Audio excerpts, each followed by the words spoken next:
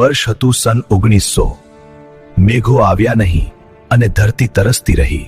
ચિત્રો ફાટીને ચીરા પડી ગયા, કૂવો સુકાઈ ગયો અને અનાજના કોઠાર ખાલી થવા લાગ્યા। એક ગામમાં જસુબેન નામની વૃદ્ધ માં રહેતી હતી।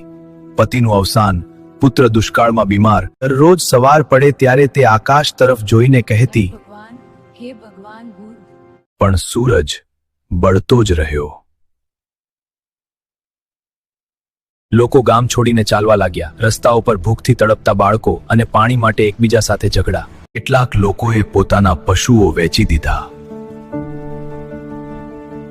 ભૂખ આપણને તોડી શકે પણ હિંમત નહીં।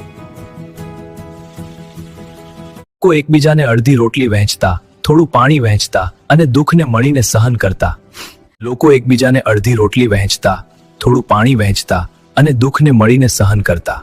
ને એક દિવસ દૂર આકાશમાં કાળા વાદળો દેખાયા।